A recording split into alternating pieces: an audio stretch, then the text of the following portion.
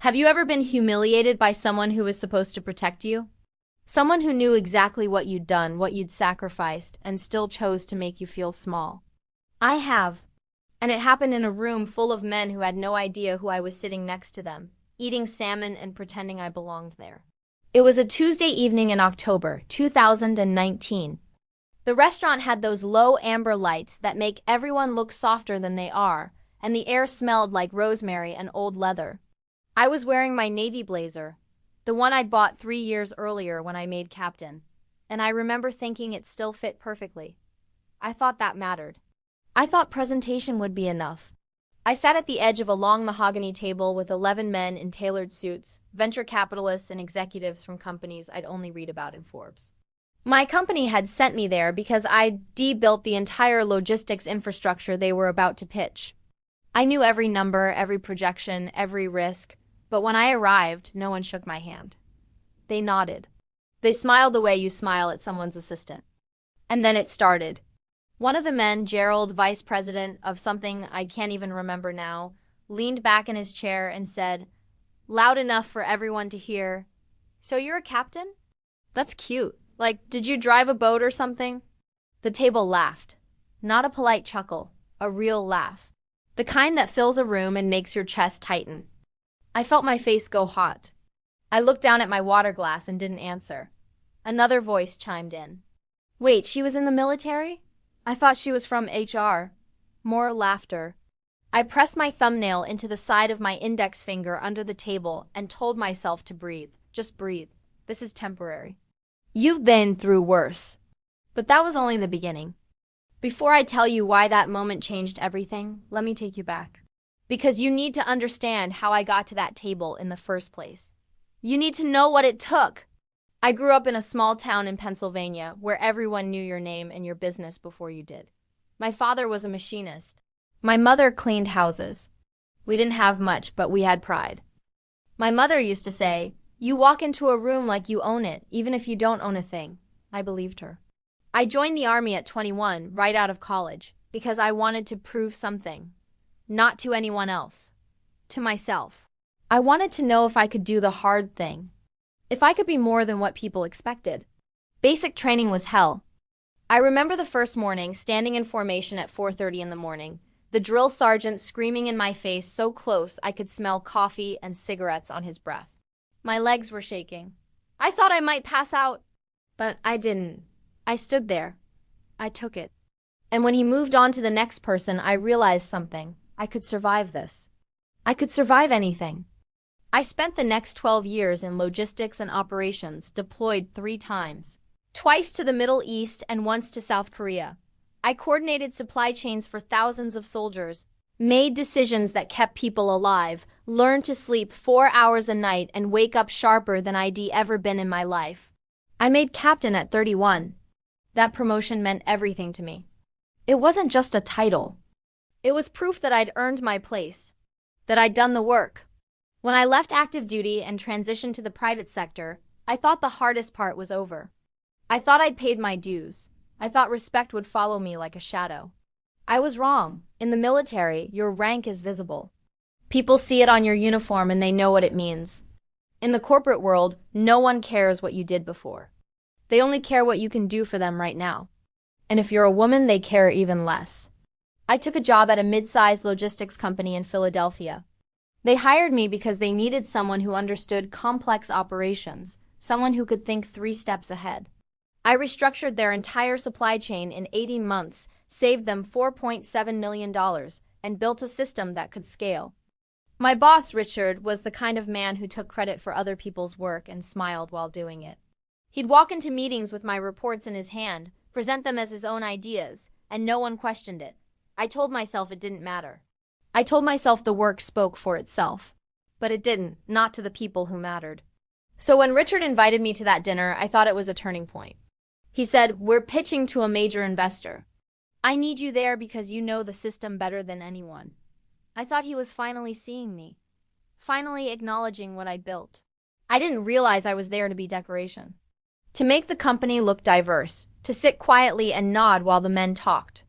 And that was the moment I stopped being who they thought I was. At the table, after the laughter died down, Gerald turned to me with this smug look and said, "So, Captain, what exactly do you do here?"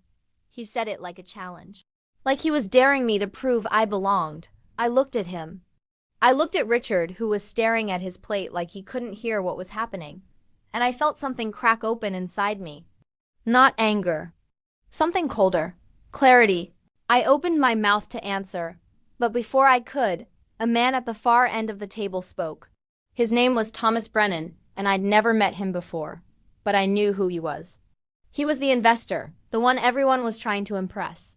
He was in his mid-60s, gray hair, sharp eyes, the kind of man who'd built 3 companies from nothing and sold them for fortunes. He set down his fork and looked directly at Gerald. "She coordinated supply operations for over 8,000 personnel in hostile territory," he said. His voice was quiet, but it cut through the room like a blade. "She managed logistics under conditions most of us can't even imagine.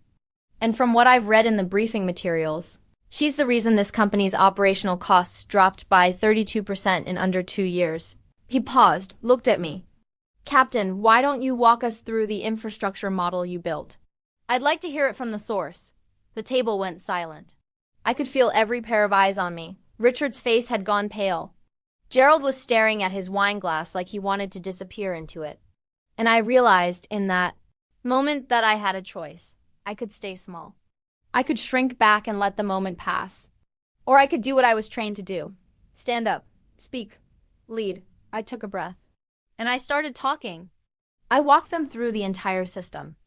I explained how I'd identified inefficiencies in the supply chain, how I'd restructured vendor contracts, how I'd implemented a predictive model that reduced waste and improved delivery times. I used the language I'd learned in the military, precise and clear, but I made it human. I told them stories. I told them about the time a shipment of critical parts was delayed in Bahrain, and I had to negotiate with 3 different freight companies in 2 languages to get it moving. I told them about the spreadsheet I'd built at 2 in the morning on a military base in Korea, mapping out every possible failure point so we'd never run out of supplies. I told them the truth. And they listened. When I finished, Thomas Brennan smiled. It wasn't a polite smile. It was respect. "That," he said, "is exactly the kind of leadership we need to scale this company. Captain, I'd like you to lead the presentation tomorrow." "Not Richard. You. Have you ever felt something like this? That moment when the ground shifts under you and you realize everything is about to change?" I didn't sleep that night. I went back to my apartment and sat on the edge of my bed in the dark, still wearing that navy blazer, and I cried. Not because I was sad. Because I'd spent so long trying to prove I was enough, trying to fit into spaces that were never built for me, that I'd forgotten what it felt like to simply be seen. To be valued for what I actually was, not what someone thought I should be. The next morning, I stood in front of that same group of investors and I gave the presentation of my life. I didn't hold back. I didn't soften my language or apologize for taking up space. I spoke with the confidence of someone who'd earned every word. And when I finished, Thomas Brennan stood up and shook my hand. "That's the best pitch I've heard all year," he said. "Let's do this." The deal went through. The company secured $15 million in funding. And 6 months later, I was promoted to Director of Operations. Richard left the company shortly after. I heard he took a job in Ohio. I didn't ask. But here's the thing. That moment at the dinner table didn't erase what happened before. It didn't undo the years of being overlooked, the meetings where my voice was ignored, the times I was made to feel like I didn't belong. Redemption isn't a cure. It's not a happy ending that wipes the slate clean. It's just a shift. A moment when the story changes direction. When you realize that the people who doubted you were never the ones who mattered. I still think about that night. Sometimes. About Gerald's laugh. About the way Richard couldn't look at me. About the silence that filled the room when Thomas Brennan spoke. And I think about what it means to be respected. Real respect isn't given because someone feels guilty or because you prove them wrong. Real respect is given because someone sees you clearly and chooses to honor what they see. I didn't need to shout. I didn't need to fight. I just needed to be exactly who I'd always been, and that was enough. You know, people ask me sometimes if I regret staying in that room.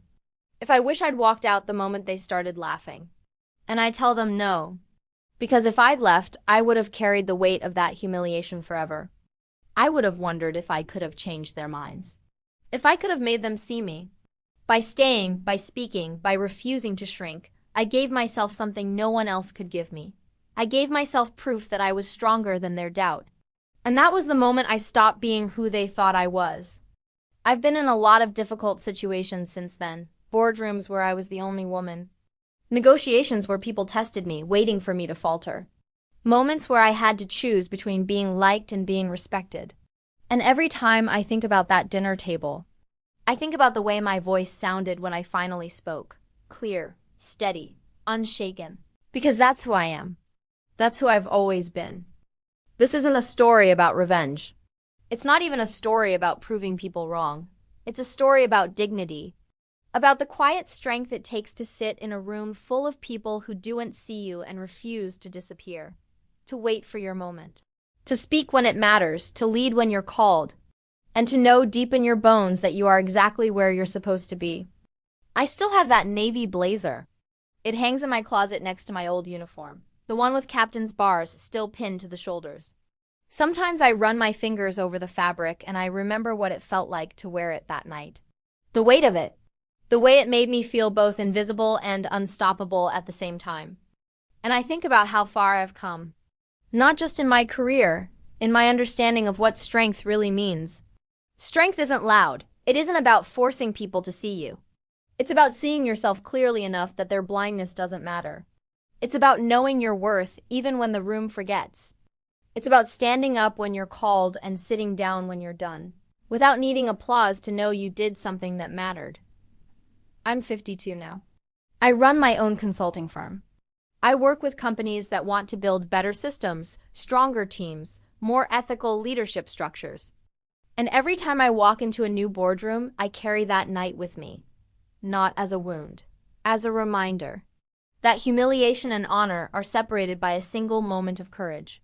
That respect is earned not by being perfect, but by being present. By showing up. By speaking truth, even when your voice shakes.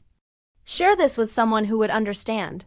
Someone who's ever felt invisible in a room full of people.